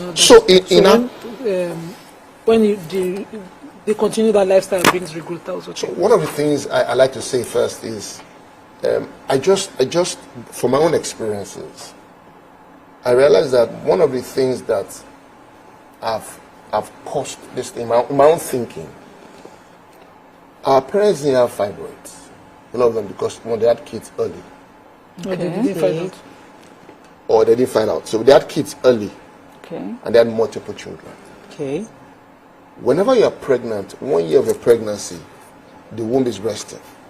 There's no menstrual flow. So the estrogen hormone is not actively working on the womb, on the uterus. You have another 1 year of breastfeeding. At that time, so the womb is still what? Resting. So that's 3 years. So 2 years of rest. So imagine if you have 9 children. That means you have what? 18 years of rest.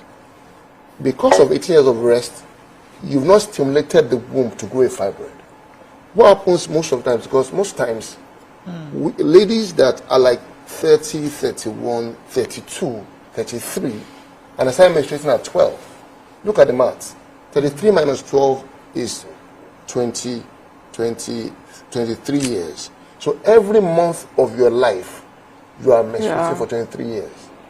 And the way the womb is created, it's like vacuum. Something must grow in the womb.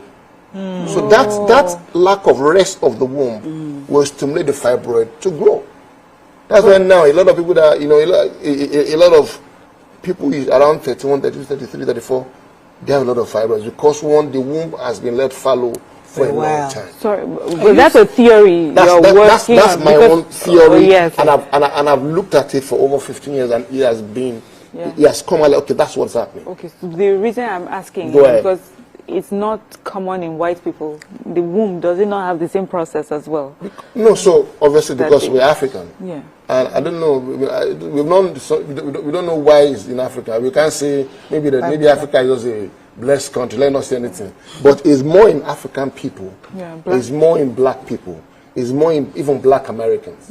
That's why it's peculiar to us. So if you have it in your family, what are the predisposing factors? If it is in your family, if there's a family history of fibroid, you can have fibroid too. It's a genetic condition. Okay. If you are too obese, you can have what? Fibroids. If you take a lot of contraceptives, there's a predisposition also to have fibroids. So those are the things that are predisposed to having fibroids. So that's why I usually advise younger ladies, the way you post in one post, two posts, the way you take it, reduce taking it, because obviously the future is what you're looking at. It can affect. Okay, so you also talked about resting of the uterus, of the womb, and I'm wondering, with family planning and all the economics that we are adding today, a lot of us are resting wombs. Yes. Also, I just conspiracy about my own theory. Yes, tell me your theory. I'm afraid for certain procedures that I have had to do, especially evacuating, my uterus because of the loss of babies. And there's this procedure that they had to do because sometimes the placenta would not separate, they have to scrape. If, for instance, I'm just saying that they left a wound internally. A wound internally? Yeah, I'm just saying. They don't want, there are times, I'm telling you, this is my this is our theory. That I have felt, I'm supposed to have healed. It's over a few years, but I still feel a certain pain at a particular point. Okay, maybe I've gone constantly to do the scans and check. Nothing is there. But I feel that pain. Maybe activities, maybe stress can also lead to those kind of stuff. Maybe when you're eating, are you eating late? Are you doing your exercise that your body can take? Sometimes it's not the surgery, or it's not the procedure. It's aftermath of what you need to do that can also affect how you're feeling. Okay, so I have had such internal carnage. No problem. I have a question here from somebody. She says that please ask if it's best to remove the uterus for older women. I guess she's saying that for if you're an older woman, if you're above 50 and stop menstruating, what do you want to do? There's a role that they said the uterus plays in the hormones. Okay, so the hormones plays a role to the point of menopause. Okay. Menopause. When you're menopause, your womb is like, you're already sterile. Nothing's happening there. Is the uterus until you are menopausal, you can leave your uterus because your ovaries are still working. They're producing the estrogen. What makes you feel like a woman? You know, your libido is high. You're getting a little wet. You're happy. You have, you know, you can feel like a baby. That kind of stuff. Okay. But if you are menopausal, there's no point. What happens most time? Why a lot of them have this fibroid after they are menopausal? You know why? They had it when they were younger, when they were maybe almost their menopause, and they have this fantasy or this lies that these about guys tell them that it will shrink, So they're expecting it to shrink, but it doesn't shrink until now. They're not close to the menopause. That becomes very, very big and has issues. Discomforting. They have issues going to the bathroom. They can't even poo because they are constipated because the big mass is resting on their intestine. So they need to take it out. They need to take it out. Please, let's it's advisable for them because they're menopausal. They don't need the womb again. They can take it out. Please, let's stay on that shrinking because that is something that is it's something that is being touted all the time. You see all sorts of ads everywhere where there are herbs and all sorts of drinks that you can take to shrink it. Please, can you help educate us on this thing? Is there anything that happens? That's a lie. Asian medicine that helps? Ginseng and So let me tell you, Mariah, what happens in this part of the world? You know, we're very, very religious, and people work on our psyche, on our psychology, on our fear. A lot of women have fear. So the fear is what people have used to make money and milk them off. So we are afraid. You don't want to do surgery. Let's bring you something that will seemingly look as Can I disagree with you? Okay. Because, you know, you just mentioned that at menopause, your hormones no longer work with your uterus. There's a saying where I'm from that the woman don't mature, she don't enter manhood. And they usually use it to describe women who are in menopause, who are late into their 50s and 60s. You can now sit in the council of men because you are no longer supposed to be thinking like a woman. I'm just saying that our fathers had a way. Number two is that I have seen an old woman, she's late now, Alaja said, her fibroid was treated and she shit them out. Hey! She born Jesus. Did you see it? Came out like Did you see it? She told me. He's late now. He came out like this. Let me give you a scenario. Maybe it wasn't fibroid. It was really bad. They have a name for it. I'm trying to imagine. Let me give you a story. I'll tell you a true life story. Somewhere in Songwater. There's this guy, one of these guys that gives about medicines and says it's strength. You know what he does? He goes to hospitals and buys fibroid masses and puts in formalin. Oh my goodness. So he puts in the formalin and asks them to ask the man to lie down in a suitable position. You know, you're back. You're not seeing him. Yeah. So he now puts something in your vagina like an eyeball cell and tells you, push. It's coming. And you're pushing, and he just brings out that small, just like that the one he has put in the formalin, and say, wow. See it, just push it out. But when you wake up, you realize it's the psyche now. Yes, psychologically. So it's reducing you thinking you now bring out that one. So the husband one day now said, Madam, this your tummy is not going down. So he now followed that quietly to the place. You know that key we used to use back in those union keys that if you put the keys, you can see through the hole. That was the key. That was the key to the guy. So he now went with the wife and said he was looking at the key and said, let me see why he's always pushing out this fibroid. You know, said that, he saw the way they lined up all the masses on the floor. Can you imagine? So just jump. So this is why I've been into my life, collecting my money. So a lot of them use psyche. Some people will go to a woman and say they'll match their tummy. Did you hear that? I've heard that one. This is a group setting. There's one that they will use. Elijah. On this one, we not agree. I know. Your uterus will sit well. Get off your legs, you'll be free. I'm telling you. I'm telling you. Dr. Olojebutu, please learn from Elijah here. Learn. I not agree. It's not anything that medical school will teach you.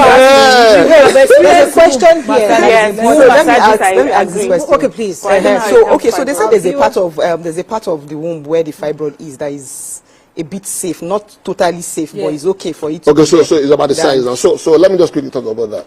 Fibroids, there are 5 of them, types, depending on the location of the fibroid. So you have submucous, you have cervical fibroid, you have pinoculated fibroid, you have submucous, you have intramural fibroid. So where they are. If the fibroid is submucous, outside the womb, and it's not very, very big, it's not a problem. You can have a baby. But as you have the baby too, it also grows. So imagine a woman having a fibroid that is about the size of watermelon. Oh my God! And the baby is, baby is just like granite. So no matter how the baby will grow, the size and the weight of the watermelon will crush the baby. So a lot of them will call habitual abortion. So they get about 4 weeks, 5 weeks, 6 weeks, they lose the baby. Oh, I'm not saying. Are you getting me? And as they lose the baby, that fiber that is watermelon has also grown again. Yes, yes. You gotta take it out. But if it was smaller, like maybe orange or melon or lemon, yes, that one they can have a baby. So that one, but if the fiber also is inside the womb, submucous. Doctor, there's a question that is really important from here, and I think it goes to the question I was going to ask. This issue of surgery. There's a woman here, she says, I'm 50 years, but I'm afraid of surgery. Ask him if it's a major surgery and how long to recover, any likelihood of complications, because that's really the crux of it. There's nobody that listens to the issue of fibroid. They only speak, take it out, but they're afraid. This is Nigeria. Surgery, they're thinking to myself that I don't want to go and die under the knife. So is it a very difficult surgery to have, and how about the likelihood of complications? What are the risks? It's not very difficult surgery. If you go to a very skilled and a very good doctor, LP hospital, and also explain the procedures to you. What's the procedure? There are also things you need to do. You need to also, it's myomectomy. So if the fibroid if you're just taking out the fibroid itself, it's called myomectomy. There are different kinds of myomectomies. You can do an open myomectomy.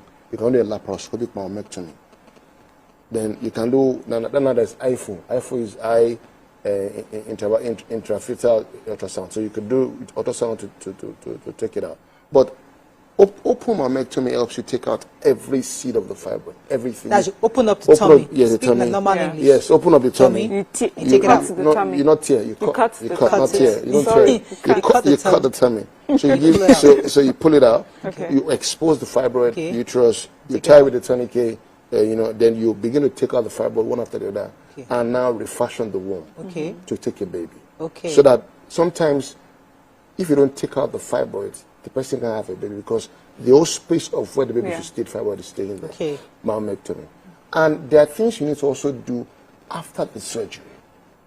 There are things you cannot eat, you cannot do. For example, I tell my patients 3 months after surgery, there are food you should not eat. You don't say because you like to eat eba. You can't start eating eba and everything like that. People like to do that. No. After the surgery.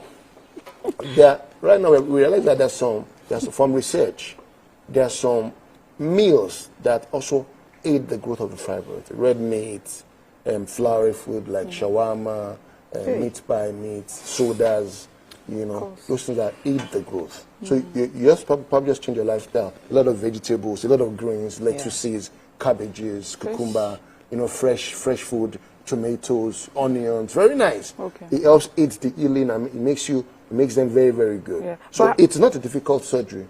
It is the best thing to do for you because the complications of not taking it out can be worse for you. That's the idea for me. There are other options you are supposed to talk about. Yes, so you talked about laparoscopy, yes. So laparoscopy for the very small ones, you could put the laparoscopy, keyhole surgery through the navel and just take out the fibroids. That's okay. Then if you are very old, you are menopausal, you don't need the womb anymore. You do a total hysterectomy. Is there a laser? That also helps you prevent other things that can happen in the future, cervical cancer, endometrial, CA, take out the whole thing. How about, is there a laser option? I don't know why. No laser. So as I'm 45 now, and I'm like, I'm done. Keep quiet. Let me ask my own question. Mid-40s. There's a woman, let me not put myself. There's a woman watching now. She's in her mid-40s. She's like, I'm done having my kids. Can I just take the whole thing out? That's it. Yes. You can take it out. I don't agree. I don't want to agree with you, sir. Because there's a reason we why don't you agree? Doctor, show me how many women that have done it and they've lived wholesome life into their 80s. Really? No, yeah, if I can see that. Loads of them. Loads of them. That's one. It's less important to do. No. It's possible. I feel that that's what makes me a woman. Okay, so and it's something I was born with. But you've had your children. No. I think it has much more to do beyond having children. Psychology, yes. I feel like there has to be like a balance of my hormones, and that plays a role. As it diminishes, and I think that, that it's still important that it's there, so that it balances my hormones as I get older. If you take it out forcefully, I feel how the body will miss it. Yes, the body will somebody has answered your question. Okay. I'm not sure if she wants me to mention her name. Mention. Let me not mention her name. She said, in 2019, I had mine removed. Okay. And my uterus too, but my ovaries remained. Yes. So this makes me feel like a woman in the other room. Yes. Okay. Doctors should educate women on the implications of some of these things. I will be 55 years old in February 20th. So she's saying that she's still okay. So let me tell you. It's possible. When a woman is 70, see, 70. Let's do 50. Okay, 50. You think when you're menopausal, I'm talking about when you're menopausal. When you're menopausal, you just feel in your mind that you have a womb, but it's not doing anything for you again. Not doing anything. It's just there like expectaya. Do you get? But some people are not menopausal at 50 now. That's what I'm saying now. So let me ask psychological people. You're being very psychological sentimental. Exactly. Because somebody here is telling me that. So you can take out the womb and leave the ovary. If that's what you want, you don't feel like a woman. Leave the ovaries. Ovary that she can't see. Can you see the ovaries? No, but the things are doing in my body, keeping me moist. Giving you the right hormones. That ovary again can still cause ovarian cancer. So you want to put it there because of ovarian cancer? Take it out. No, I don't like the way you're demonizing. I'm not demonizing. Somebody says that. You're saying it's a possibility. Let me jump in here. I've seen a mammatomy complication for a young woman under 30 that resulted in the loss of her uterus. Yes, it's possible. So we know. So let me say why that can happen to you. Sometimes a lot of women are taking a lot of this herbal medicine. I can tell you for free. That has caused a lot of additions and a lot of complications for their womb. They've taken somebody one day had taken a lot of herbal medicines and a vagina has closed. As in, they'll tell you that if you put something in your vagina, you swallow some, it has closed. There was no vagina again. Whoa. As in, it has. We call it vaginal stenosis. Yes, it has closed. Ooh, yes, no, it's possible. So it melted the flesh. It's the things like they're very acidic, they're very rubbish acidic something that causes wound. So they just put it on the vagina and it will now heal by fibrosis. So when the thing heals, there are plenty questions coming. Why can I have question for you? Why can say we should help her to ask if they remove the testes? Since men are no longer using it in their yes, they remove testes, obviously. Okay, somebody says my mom did a surgery. Your voice is sounding low when you're saying she wanted to sell all of us. We should just throw everything away. Wait, let me tell you. If you have benign prostatic hyperplasia, BPH, or a prostate CA, the first thing the doctor will advise you to do is check out your testes. Occidectomy. Does it stop performance? Does it prevent? Obviously stop. Does it prevent prostate? Does it prevent prostate? And you think the uterus doesn't prevent prostate? Okay, no, sir. Somebody says my mom did surgery and removed her womb because of fibroid, but the bleeding was too much. She has to. The bleeding continues after the surgery. Bleeding was too much before. The bleeding was too much. Someone says, Nima, I have a person who removed her womb to help her body cope with hormonal changes during menopause. Yes, yes, no. So when you remove your womb, that means there's no more periods. You won't be having periods anymore. You won't be nothing. But you just be chilling. There's somebody I know that had chilling. There's someone I know just chilling. You're not buying parts anymore. You buy parts, you save cost. Same cost. Yes. Okay, so there's this. So surgery, you can't perform fibroid surgery at the same time have a baby. It's not advisable because but sometimes when you want to deliver the baby, there might be a fibroid in front of you. Okay. Maybe when you open up the womb. Yeah. Some women are lucky. They have the fibroid. When it was small, they got pregnant and they're on bed rest till they deliver. You have to do a cesarean section for them, and the fibroid is just in front of you. So you might not take out everything, but the one that is on the way. I have to go. We have to go. But this lady said, please ask your doctor if he can tell his own wife to remove her womb after childbearing. Definitely. Okay. That's the plan. All right, that's the plan. Yes. Okay. That is all we can take on today's show. I mean, it's quite interesting. I love the way we are different in these conversations. I really like it. I've learned from Alaja. I said I can massage people. We massage it out. We know. I don't want like if you have someone that needs it to. That's all we can take on today's show. Have a great day. We'll see you tomorrow. Bye for now.